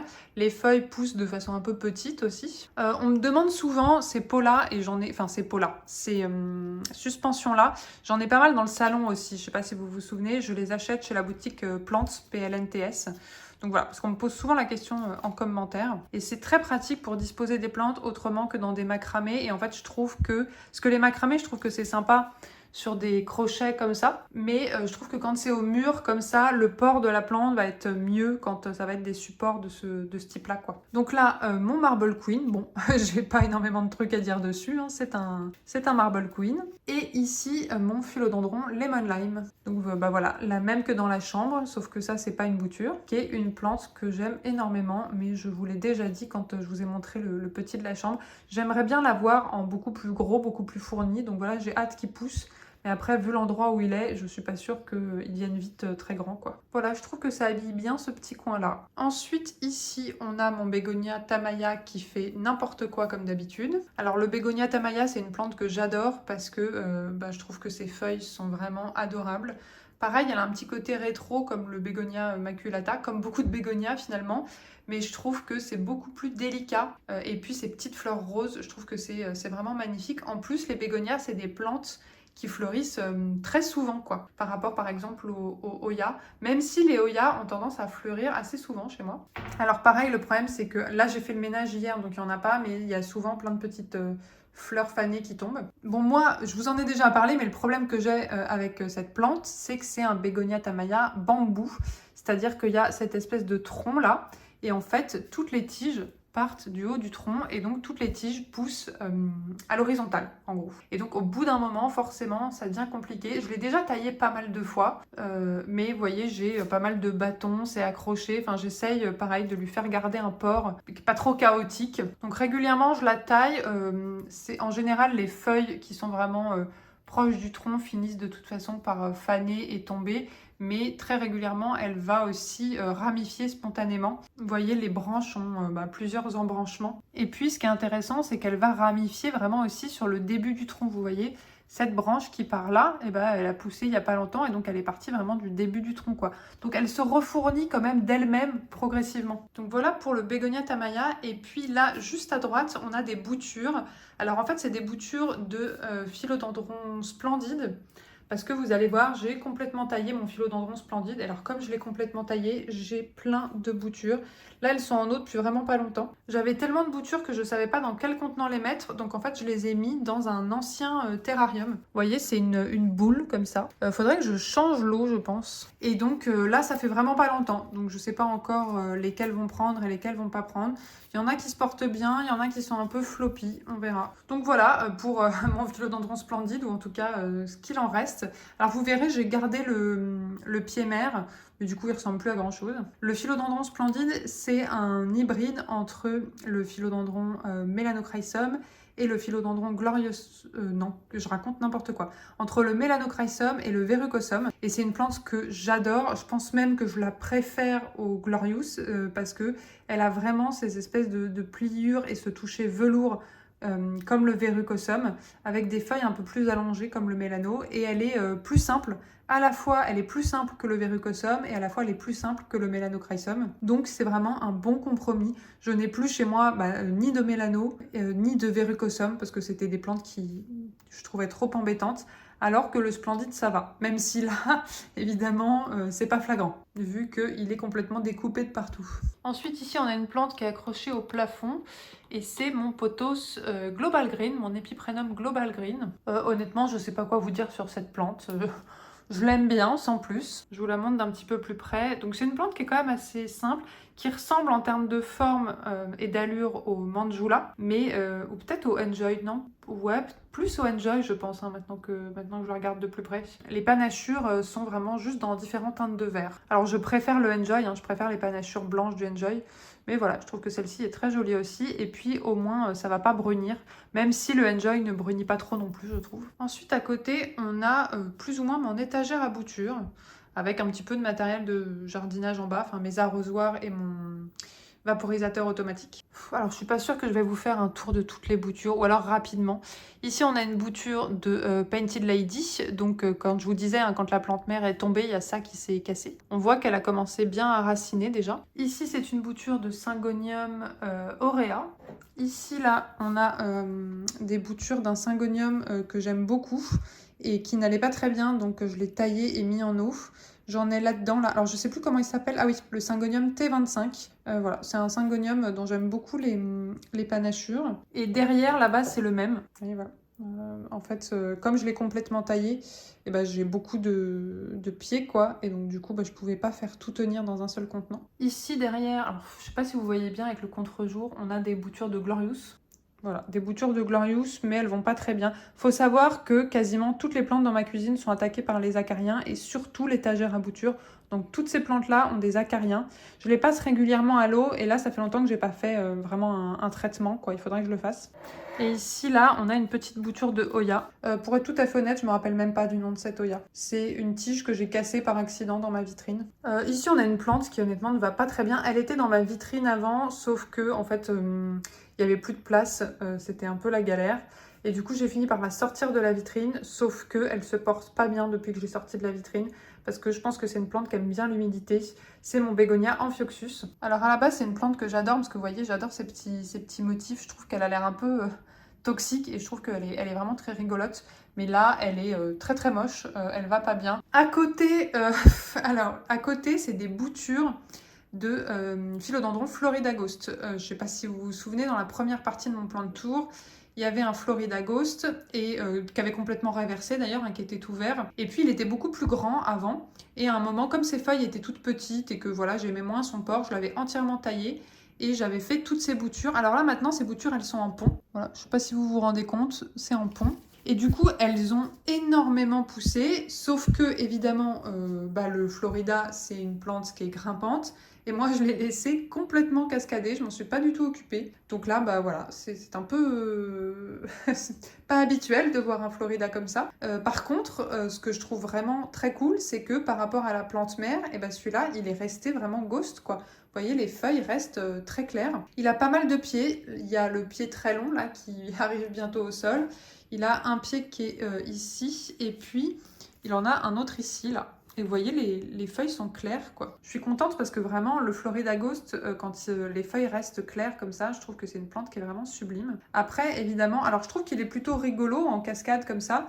Mais bon, du coup, les feuilles sont petites, hein, forcément, vu qu'elles ne se sont pas du tout accrochées dans un tuteur ni rien. Vous me direz quel tuteur, hein, donc ça risque pas. En dessous, bon, ici, on a des petites boutures de Pothos Marble Queen. Et puis à côté, ici, là, une bouture de Syngonium variegata. Ici, des petites boutures de Tradescantia. Alors, c'est censé être une Tradescantia tricolore. Malheureusement, elle ne l'est plus. Et j'en ai d'autres aussi sur le côté, c'est la même, hein. Enfin, ça vient de la même plante. Mais maintenant, c'est plus une Zébrina classique. Et là, à côté, on a ma Regal Shield, qui est une alocasia que j'ai depuis longtemps. Plein de fois, elle a failli mourir. Plein de fois, je l'ai sauvée. Donc, en la remettant en perlite vermiculite ou en la remettant en pont ou en sphinx. Donc c'est un miracle qu'elle soit toujours là. Donc voilà, la Regal Shield, alors celle-ci, bon, elle paye pas de mine, mais c'est une alocasia que j'aime beaucoup. J'aime bien le vert profond comme ça, avec les nervures vert presque fluo. Je trouve que c'est vraiment très joli. Mais les alocasias, j'en ai pas beaucoup chez moi et ça me saoule assez rapidement, quoi. Je trouve que c'est vraiment le genre de plante qui arrête pas d'aller moins bien, de repartir, aller moins bien, repartir. Selon les saisons, ça change énormément et voilà, moi j'avoue que ça me fatigue un peu. Ensuite ici, on dirait pas comme ça, mais c'est des boutures, oui, c'est des boutures de mon Syngonium Panda, pareil, hein, je l'avais complètement taillé. J'avais mis en eau plein de pieds, j'avais plein de boutures et du coup à un moment j'ai tout replanté. Et du coup, ça a bien pris, hein, elle a bien poussé depuis. Par contre, elle a moins de panachure qu'avant. Le Syngonium Panda, à la base, c'est un Syngonium que j'aime beaucoup parce que j'adore... un peu comme la taille constellation, elle a cette espèce de plein de petites taches, quoi, de façon un peu constellée, donc je trouve ça très joli. Et vous voyez, les feuilles peuvent être assez différentes les unes des autres, mais là, ces variégations ne sont pas très marquées. Donc voilà pour mes boutures de Syngonium Panda. Et ensuite, pour terminer, on a une étagère au-dessus, mais alors c'est là que ça risque vraiment de clignoter parce que, hop, voilà, il y a la lampe au-dessus. Alors, on va commencer par là. Du coup, je vais essayer de passer rapidement parce que comme ça clignote, c'est un petit peu embêtant. Ici, on a un pilea qui fait une drôle de tête. De toute façon, moi, les piléas, j'ai beaucoup de mal, hein. Autant quand ils sont petits au début, j'aime bien. Et puis, au fur et à mesure qu'ils poussent, quand le tronc se dégarnit comme ça, je suis beaucoup moins fan. Donc là, il a plein de petits bébés. Donc, je vais peut-être... pour une fois, je pense que je vais juste pas retirer les bébés et attendre de voir à quoi ressemble la plante avec tous les petits bébés qui poussent autour. Je pense que ça pourrait être un petit peu plus joli parce que évidemment, si on enlève les bébés et qu'il reste juste le tronc dégarni, là, c'est pas terrible, quoi. Par contre, j'aime beaucoup ce pot. Je sais plus du tout où je l'ai eu. Je pense que je l'ai ramené de l'étranger. Ici, alors on la voit pas très bien, donc je vais la descendre. Voilà, donc c'est un Syngonium tricolore. Pareil, il a failli me claquer entre les pattes. Là, je l'ai mis en pont à réserve d'eau. Vous voyez. Mais j'ai remarqué que les racines avaient un peu pourri, donc j'espère que ça va reprendre. Il faudrait peut-être que je le dépote pour aller justement enlever les racines pourries. C'est un de mes Syngoniums préférés, donc voilà, j'aimerais bien le garder. Vous voyez, c'est un Syngonium qui a 3 couleurs, le vert, le crème et le rose. Et pareil, chaque feuille peut être très différente l'une de l'autre. Je l'avais complètement taillé à un moment parce que les feuilles n'étaient plus très jolies et il est plutôt bien reparti. Et il me fait des feuilles du coup qui sont beaucoup plus panachées qu'avant. Avant, je l'avais mis sur mon étagère à boutures là-bas et j'ai l'impression qu'il se portait mieux. Je trouve que la croissance s'est vraiment ralentie depuis que je l'ai mis sur l'étagère au-dessus, malgré la lampe horticole. Et puis c'est dommage parce que du coup on voit pas très bien ces jolies variégations quand on est depuis là. Vous voyez, faut vraiment grimper pour le voir. Ici, bon, c'est le pied mère de mon philodendron splendide, hein. Vous voyez toutes les boutures là que j'ai ici. Ça vient de cette plante-là. Donc voilà, il lui reste plus grand-chose, simplement j'attends qu'il reparte en fait. J'attends qu'il reparte. Donc vous voyez, j'ai coupé là et ici. Et il était assez grand, mais par contre, les feuilles restaient petites. Donc voilà, j'espère qu'il va repartir ici. Normalement, il ne devrait pas y avoir de soucis. Ici, on a une petite euphorbes. Alors, je ne sais pas si c'est une très bonne idée de mettre une euphorbes ici, parce que même s'il y a une lampe horticole en haut, bah, c'est quand même assez loin de la fenêtre. C'est une plante que je délaisse énormément, comme toutes mes euphorbes de toute façon. Mais c'est une plante que j'aime beaucoup parce que bah, je la trouve, alors ça clignote, je la trouve très mignonne en fait. J'aime beaucoup ces espèces de petites crêtes. Alors là, en ce moment, elle en a pas beaucoup, mais selon les saisons, elle peut en avoir beaucoup plus. Il y a des moments où elle a vraiment plein de petites crêtes partout. Ici, on a des boutures de mandjoula. Alors en fait, c'est des boutures que j'ai replantées, hein. Maintenant c'est en terre. Donc le mandjoula, vous vous souvenez peut-être, j'en ai un plus gros dans le salon. En fait, j'en avais un très gros avant. Et puis, toutes les racines ont pourri. Et donc, j'ai fait pas mal de boutures. Et j'ai refait une grosse plante qui est dans le salon. Enfin, une grosse plante. En tout cas, maintenant, ça redevient quand même une belle plante. Elle commence vraiment à bien pousser. Et puis j'avais fait aussi ces petites boutures-là, parce qu'en fait ces boutures-là, elles les avaient pris beaucoup plus tard. Et donc du coup, voilà, j'ai refait une petite plante après. Le mandjoula, je pense que je vous l'ai dit dans mon premier plan de tour, quand je vous ai montré l'autre que j'ai dans le salon, c'est largement mon pothos, enfin mon épiprénum préféré. Je trouve que les feuilles sont magnifiques. Je trouve que la panachure du mandjoula, elle est sublime. Je trouve que pour un pothos, c'est une plante qui a besoin de pas mal de lumière. Alors là, elle est assez loin de la fenêtre, mais elle est sous lampe horticole. Je vais voir comment ça se passe cet hiver. Et puis la dernière plante de la cuisine, c'est cet anthurium-là. Alors j'ai encore oublié son nom, il faudra que je vous le remette, parce qu'en fait c'est un anthurium que j'ai eu en cadeau dans une commande chez Casa Botanica. Donc je ne l'ai pas commandé moi-même. Je pense pas que je l'aurais acheté de moi-même, mais finalement je l'aime bien. Il était dans ma vitrine fut un temps, sauf que par manque de place, j'ai décidé de le sortir. Et puis pour l'instant, écoutez, il se plaît bien ici. Ça a l'air d'être un anthurium, je trouve, beaucoup plus facile que les autres types d'anthurium que j'ai. Parce que voilà, il ne me pose vraiment aucun souci alors qu'il est à l'extérieur, assez loin de la fenêtre. Il est dans ce très joli pot que j'ai eu chez une petite créatrice, mais honnêtement, je ne sais plus où. C'était il y a longtemps. Mais voilà, qui est peint à la main. Alors comme c'est un pot que je n'ai pas du tout envie d'abîmer avec de l'eau, je l'utilise uniquement comme cache-pot. Je vais vous la descendre quand même. Voilà, on la voit peut-être un petit peu mieux ici. C'est dommage parce que quand elle est sur l'étagère, forcément, on la voit d'en dessous, donc on voit pas vraiment ses feuilles. Et ça, c'est sa dernière feuille, qui est sortie assez récemment, je crois. Du coup, voilà pour la cuisine. Alors je pourrais, je pense, mettre des plantes, vous voyez, en haut là, mais je pense que ça manquerait cruellement de lumière, parce que la fenêtre est plus basse. Sauf si c'était des plantes cascadantes, et donc du coup, elles se recevaient la lumière. Sauf que si c'était des plantes cascadantes, je ne pourrais plus ouvrir mes placards, donc ça marcherait pas. Donc là, je vous ai fait toutes les pièces. La seule chose que je vous ai pas fait, c'est ma vitrine. Alors déjà, juste avant qu'on passe à la vitrine, donc vous voyez la vitrine, elle est juste en dessous, ici, là. Mais cette plante-là, ici, est nouvelle, donc je ne vous l'ai pas montrée dans la première partie. C'est un Anthurium veitchii. Donc je vous l'ai présenté, en fait, pas dans un unboxing, mais dans un haul, dans un vlog, il n'y a pas très longtemps. Mais du coup, voilà, j'en profite pour vous la remontrer. Donc mon Anthurium veitchii que j'ai acheté il n'y a pas très longtemps chez Casa Botanica, que j'avais mis dans la vitrine à la base, et puis quand il a commencé à pousser rapidement, ce n'était plus possible, donc je l'ai mis là. J'espère que ça va pas être trop compliqué niveau sécheresse, parce que c'est quand même un anthurium, avec cette nouvelle feuille là, donc qui est la feuille qu'il a sortie chez moi, qui est magnifique, avec ces jolies pliures du veitchii, enfin, je sais pas si ça se prononce comme ça, n'hésitez pas à me reprendre. Donc voilà, je trouve qu'il habille plutôt bien ce petit coin-là. Et puis, alors, c'est pas vraiment une nouvelle plante, mais en fait, il y a une bouture que j'ai déjà replantée. C'est celle-ci, là. Donc, vous voyez, ça, c'est une petite bouture que j'ai replantée il y a pas longtemps. C'est une Oya Crimson Queen. Et donc, du coup, je vous l'avais pas montré parce que, voilà, je viens de la mettre là. C'est une bouture de ma Crimson Queen. J'avais accidentellement cassé une tige. Donc, ma Crimson Queen, vous voyez, qui est ici, là. Du coup, la vitrine, alors déjà, il va falloir que j'éteigne l'humidificateur qui est en route parce que sinon, ça va être un petit peu compliqué. Donc, c'est une vitrine de chez Ikea, c'est le modèle Rudsta. Elle est assez loin de la fenêtre, qui est tout là-bas. Mais du coup, les lampes horticoles qui sont dedans sont vraiment de très bonnes lampes horticoles. C'est des lampes horticoles de chez...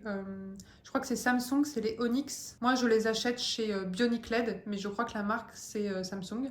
Alors, je vais éteindre l'humidificateur parce que ça va vite être un petit peu embué. L'humidificateur, je vous rassure, ne s'allume pas très souvent, hein. C'est vraiment une fois de temps en temps dans la journée pour rehausser un petit peu le taux d'humidité. Parce que comme les lampes qui sont là, en fait, elles chauffent pas mal, l'humidité va vite baisser. Et en plus, comme la Rugsta, en fait, elle est pas hyper hermétique, vous voyez, il y a une ouverture quand même devant. Bah, il y a un petit peu d'air qui passe, et puis de toute façon, je l'ouvre régulièrement. Donc alors, je vais ouvrir. Par contre, ah ouais, c'est ça, on va avoir le même problème. En fait, les lampes qui sont dans la vitrine, elles clignotent beaucoup en caméra. Pas en vrai, mais en caméra. Donc je vais peut-être devoir sortir certaines plantes pour vous les montrer.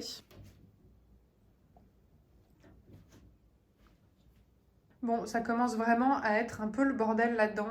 Je vous avoue que pourtant j'ai essayé de la re-ranger il n'y a pas longtemps, enfin de re-tout disposer, mais en fait je veux pas accepter que juste c'est le nombre de plantes à l'intérieur qui pose problème. Mais là je vois pas trop lesquelles enlever, et même si j'en enlève, je ne vois pas trop où les mettre dans l'appartement, donc bon bref. En tout cas, il y a moyen que je la refasse dans pas longtemps, parce que je trouve que même si j'aime bien quand c'est un peu la jungle dans les vitrines, j'aime pas les vitrines qui sont genre hyper organisées, juste posées sur des étagères, tout ça. Mais là, c'est peut-être un peu trop, quoi. Alors, sur l'étage d'en haut, globalement, on a pas mal de Hoya. On a mes Hoya préférés.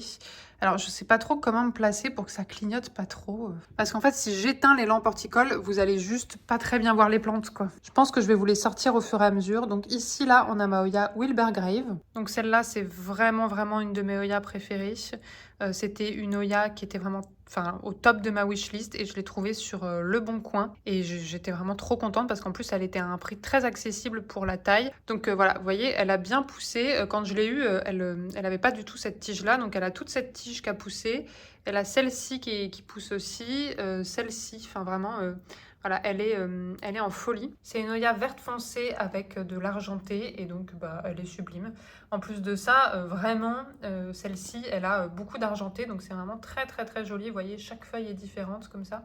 Celle-ci, là, elle est moite-moite. C'est magnifique. En plus de ça, la vendeuse, elle m'avait offert une autre petite bouture de cette même Hoya, la Wilbergrave, en cadeau avec. Donc voilà, c'est la même, sauf que celle-ci, c'est une plus petite bouture. Elle racine tranquillement, donc elle est en sphène. Ce que je vais peut-être regretter, parce que la sphène, au moment de rempoter, c'est très chiant. Cette feuille-là, elle a une espèce de couleur un peu rosée. On se rend pas bien compte. Là, on se rend peut-être mieux compte. En fait, les taches argentées sur celle-ci, elles sont rosées. Je trouve que c'est sublime. C'est le cas aussi pour celle-ci, là. Et puis du coup, ouais, elle a fleuri. Ensuite, à côté, on a une Hoya Silver Moon. Donc voilà la Hoya Silver Moon. Alors, elle pousse bien, elle se porte bien, même si elle n'a pas énormément de silver sur ses feuilles. Mais vous voyez, il y en a un peu là. Donc c'est... Alors, les feuilles n'ont pas la même forme. Par contre, c'est un petit peu le même style, c'est-à-dire une Hoya vert foncé avec des taches argentées, parce que c'est clairement dans mon style préféré de Hoya, quoi. Celle-ci, elle est en sphène également. En dessous, ici, là, on a une Hoya Silver Dollar. Celle-ci, elle est très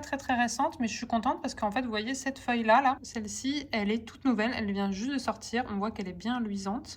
Et puis, elle a une tige, là, qui est en train de pousser. Donc, je suis contente parce qu'elle est déjà partie. Alors que les Hoya de ce type-là, ça peut vraiment mettre très longtemps avant de partir. Là, je pense que c'est notamment grâce à la vitrine. Elle est déjà partie. Et du coup, je suis ravie parce qu'en plus, il me semble que dans le vlog où je présentais, que je disais que je l'avais acheté, et ben, je disais qu'elle avait encore rien fait et que je m'attendais à ce qu'elle fasse pas grand-chose pendant un moment, quoi. Ça, c'est pareil, elle était très haut dans ma wishlist, et donc je suis très contente de l'avoir trouvée. Je l'ai eu chez Gros Jungle, il me semble. Un petit peu cher, je trouve, surtout pour la taille que c'est. Ensuite, de ce côté-là, alors ici, on a ma Hoya New Guinea Ghost, qui est vraiment une de mes Hoya préférées. Vous voyez, c'est une Hoya avec des feuilles d'un bleu argenté très pâle, comme ça. Alors, elle est accrochée dans le dos de la vitrine, donc j'ai un petit peu la flemme de la sortir. En fait, elle est sur une espèce de petit tuteur, je sais pas si on se rend bien compte, sur une espèce de petit tuteur qui est accroché sur le dos aimanté de la vitrine pour la rendre bien stable. Bon, je zoome un petit peu pour que vous voyez la couleur de ces feuilles, mais je sais que c'est un petit peu épileptique, hein, donc désolée. Ensuite, ici, on a ma Hoya, mon Hoya Biaki, je crois. Donc la voici d'un petit peu plus près. Alors, il me semble que ça s'appelle le Hoya Biaki. Je suis pas sûre. Je l'avais eu chez Gros Jungle aussi. Elle était toute petite quand je l'ai eue. Et maintenant, elle a quand même Elle a quand même bien poussé, je suis contente parce qu'elle m'a fait une deuxième liane, parce qu'au départ elle en avait qu'une. J'aime beaucoup cette Oya parce qu'elle est vraiment adorable, elle a vraiment des toutes petites feuilles, toutes tachetées comme ça. Et puis c'est des feuilles qui ont tendance à prendre une couleur un petit peu pourpre. Donc voilà, je trouve qu'elle est vraiment trop choupette, quoi. D'ici, elle ressemble presque à la Sigitalis, je trouve, si vous connaissez. Ensuite, ici, on a mon Oya Compacta Variegata. Donc mon Oya Compacta Variegata, je l'ai depuis longtemps. Je l'avais acheté chez... Ah non, je l'avais acheté chez... comment ça s'appelait? Ça s'appelait Groen Inuis, mais je crois que ça a fermé, ça n'existe plus. Ou alors, est-ce que je l'avais pas acheté chez Casa Botanica? Je ne sais plus. En tout cas, elle était minuscule, elle dépassait pas du pot. Et alors, c'est une plante qui est quand même censée être très très lente à pousser. Et c'est vrai, mais elle a été moins lente que ce que je pensais chez moi, parce que vous voyez, je l'ai eue, elle était là, et quand même, en quelques années, elle a poussé de tout ça, et surtout, elle m'a fait cette première branche-là. À un moment, cette branche-là s'est arrêtée de pousser, et en fait, elle a ramifié de ce côté-là. Et là, vous voyez, ça continue de pousser, vous voyez que c'est un petit peu rosé. Et je vois que ça pousse en haut, parce que vous voyez, là, il y a des feuilles qui sont un petit peu rosées. Tout ça, c'est de la nouvelle pousse. Alors bon, à nouveau, je me répète, mais en même temps, c'est vrai, c'est clairement une de mes Oya préférées. Je trouve que, bon déjà, la Oya Compacta, que malheureusement, j'ai pas, la Oya Compacta classique, je la cherche, mais je la trouve pas parce qu'en fait, je la cherche en grand. J'en veux pas une petite, comme j'ai déjà celle-là en petite, j'aimerais bien qu'elle soit déjà un petit peu plus mature. Mais bref, du coup, déjà, la Oya Compacta, donc toute verte, je la trouve sublime parce que je trouve que c'est une Oya qui est hyper originale. Mais alors en plus, la Oya Compacta Variegata comme ça, avec ses panachures blanches, juste je suis ultra fan. Bon, en tout cas, voilà, une Oya vraiment sublime qui a quasiment toujours été en vitrine chez moi, il me semble. Ensuite, à côté, alors on la voit pas très bien d'ici, mais il y a une Oya Mathilde qui est là. Une Oya Mathilde qui est en fleurs d'ailleurs. Alors ce que j'aime bien avec celle-ci, en fait j'en ai une grosse Oya Mathilde, je sais pas si vous vous souvenez, qui est, attendez, qui est ici là. Bon là il y a le contre-jour, on voit pas très bien, mais ça c'est ma grosse Oya Mathilde. Mais comme je suis d'un naturel un peu capricieux, j'en voulais une un petit peu plus panachée. Et donc j'ai acheté celle-ci sur Casa Botanica. Alors elle était effectivement plus panachée au départ, mais de moins en moins, malgré le fait qu'elle soit dans la vitrine. Et par contre, du coup, voilà, elle me fait de jolies fleurs, là. Ensuite, à côté, ici, on a mon Oya Euskeliana Variegata. J'en ai un autre, d'ailleurs, hein, je ne sais pas si vous vous souvenez. Je remonte juste au-dessus de la vitrine, là. Ici, ça, c'est aussi un Oya Euskeliana. Donc ça, c'est un Oya dont j'aime vraiment beaucoup les panachures, quoi, les variégations, avec ses différentes teintes de vert clair, vert foncé. Et puis j'aime beaucoup son port aussi, j'aime beaucoup la façon dont elle retombe, quoi. Et en fait, pourquoi j'en ai deux, c'est parce qu'à un moment, celle que j'ai au-dessus de la vitrine n'allait pas très bien et je l'aime tellement que ça m'a vraiment fait flipper et donc j'en ai racheté une. Et après, celle au-dessus de la vitrine, c'est remise, quoi, maintenant elle va bien. Et donc du coup maintenant j'en ai deux et ça me permet de voir un peu la différence entre quand elle est cultivée en vitrine et hors vitrine. Même si, alors je vois quand même que celle qui est dans la vitrine se porte mieux, mais j'ai clairement réussi quand même à sauver celle au-dessus, maintenant c'est bon quoi. Donc je suis quand même rassurée, mais dans le doute voilà, j'avais celle-ci. Et alors effectivement je peux que constater qu'elle a poussé beaucoup plus vite que celle qui est en dehors de la vitrine, parce que elle est déjà presque, voire même je pense qu'elle est plus longue maintenant celle-ci. Alors que je l'ai depuis beaucoup moins longtemps et que je l'ai reçue, elle était plus petite, quoi. Alors peut-être que les taches du dessous, ça va un peu moins clignoter, donc je sais pas si je vais toutes vous les sortir.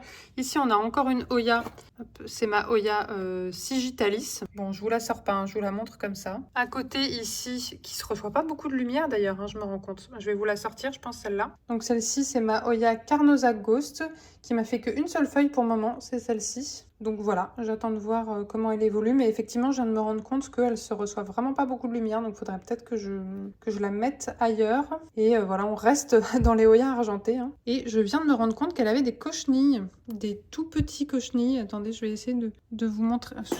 C'est petit, hein, donc c'est difficile à voir. Vous voyez ? Ici, là, on les voit bien. Donc ça m'embête parce que je vais devoir vérifier les autres plantes de la vitrine. Bon, je l'ai passé à l'eau, mais les autres, je vérifierai une prochaine fois parce que là, j'ai pas le temps. Mais ça m'embête parce qu'en fait, dans la vitrine, ça peut se propager assez vite vu que les plantes sont très serrées les unes sur les autres. Ensuite, ici, là, on a un petit Oya Serpens, tout mimi. J'en avais un plus gros avant, mais il me reste que ça. Et qui, on se rend peut-être pas compte là, mais c'est une Oya qui est un petit peu poilue. Et donc, c'est pour ça qu'elle s'appelle la Serpens, parce qu'on dirait un petit peu des petites têtes de serpent. C'est ça que j'aime bien. Ensuite, les autres plantes de la vitrine, c'est principalement des anthuriums. Alors, je vais essayer de passer un peu vite. Ici, là, derrière, on va essayer de rien casser. Ici, c'est un bébé anthurium hybride. C'est un croisement entre le Dresseri et le Luxurion que j'avais reçu en cadeau. Et donc, il était tout petit avant. Et là, alors, J'en avais reçu d'autres, malheureusement c'est le seul qui a survécu. Pas du tout à cause des plantes en elles-mêmes, hein, mais vraiment à cause de moi. Mais du coup celui-là, il se porte bien. Il vient de me sortir cette feuille-là, là, la plus grosse. En fait les autres bébés que j'avais reçus en cadeau, je pense que je les ai trop sous-arrosés. Ils étaient en sphène et la sphène séchait beaucoup plus vite que ce que je pensais, quoi. Ensuite ici on a un amydrium silver, qui est une plante que j'adore parce que du coup elle a ce côté bleuté argenté et en plus elle a des découpes qui sont magnifiques, qui ressemblent un petit peu au céboublou d'ailleurs, par contre qui est une plante que je trouve assez difficile chez moi. Déjà elle a vraiment besoin de s'accrocher dans son tuteur, sinon elle fait que des lianes sans feuilles. Mais comme je l'aime beaucoup, bah je persiste, quoi. Bon, ensuite les anthuriums là, je vous cache pas que c'est un peu le bordel. Alors déjà ici on a mon bébé dorayaki. Je vais vous le descendre, je pense. Donc voilà, ça c'est mon bébé anthurium dorayaki qui est une bouture, enfin un pied, petit pied que j'avais prélevé il y a longtemps sur la plante mère. J'ai bien fait parce que la plante mère va pas très bien en ce moment. Et du coup il a énormément poussé parce que c'était vraiment un pied mais minuscule de chez minuscule au début. Et maintenant, bah voilà, il a pas mal poussé. Par contre, forcément, il grimpe. Et donc, j'ai dû rajouter de la sphène en hauteur pour que vous voyez, il continue de faire des racines comme ça. Parce que, en fait, tous mes anthuriums ont tendance à grimper et à se dégarnir en bas. Et donc, souvent, j'utilise cette technique-là, quoi, même si c'est pas la plus esthétique. Donc là, il y a cette feuille-là qui est nouvelle, donc avec cette couleur un peu rouge des feuilles qui viennent d'arriver. Il y a la feuille là-bas encore qui est encore un peu colorée, qui est récente aussi. Là, il y en a une qui arrive et alors hop. Ouais, là, il y a une feuille qui était nouvelle, mais qui... je sais pas ce qui lui est arrivé, je vais l'enlever.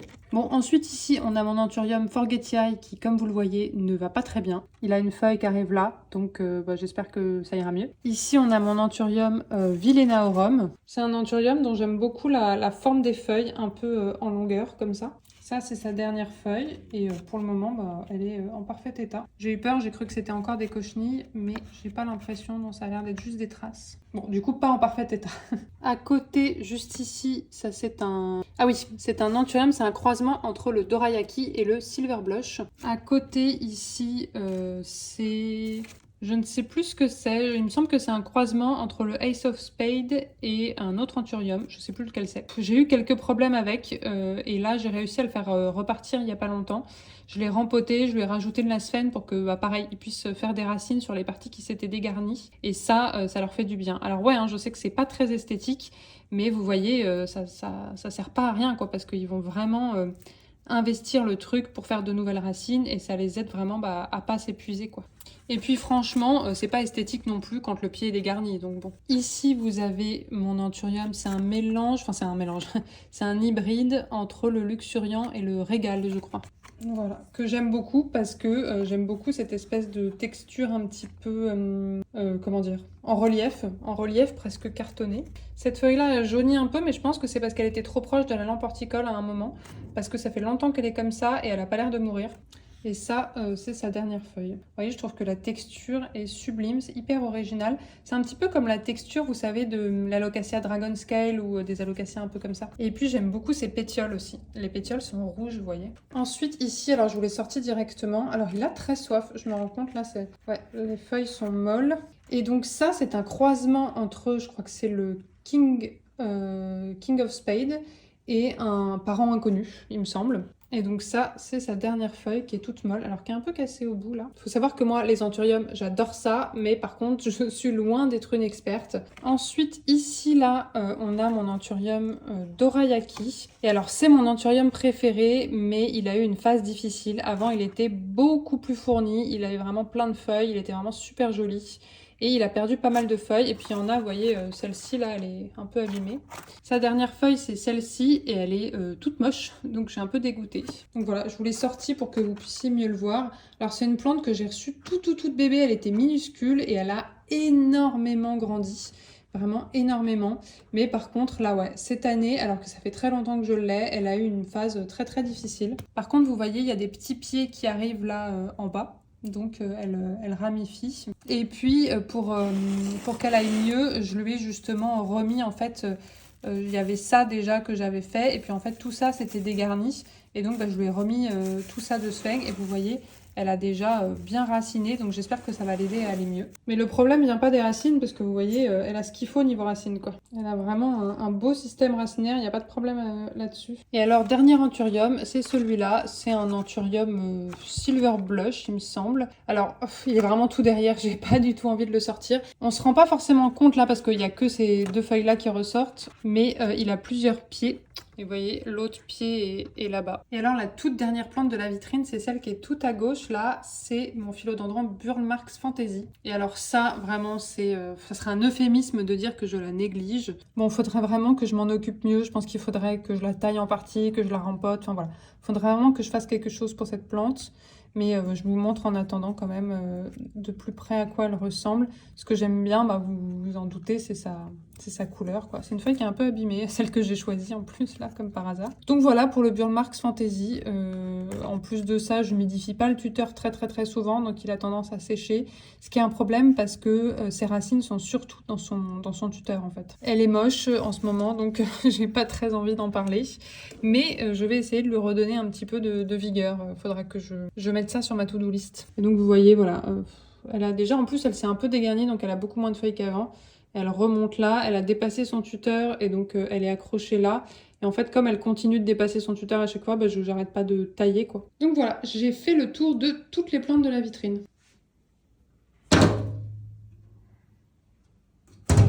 Bah, du coup, voilà, je crois que je vous ai parlé de toutes les plantes qu'il y a chez moi, en comptant du coup aussi la partie 1 où je vous avais parlé de celle du salon. Et ben, j'espère que c'était pas trop long, j'espère que ça vous a plu. En tout cas, je vous remercie beaucoup d'avoir regardé la vidéo jusqu'ici. Et puis, je m'en vais de ce pas faire le montage pour que vous ayez la vidéo demain matin. J'espère que vous allez bien. Je vous dis à bientôt, j'espère pour une prochaine vidéo pour vous parler un peu de déco. C'est vraiment la prochaine vidéo que j'aimerais faire. Et je vous fais plein de gros bisous. Bisous!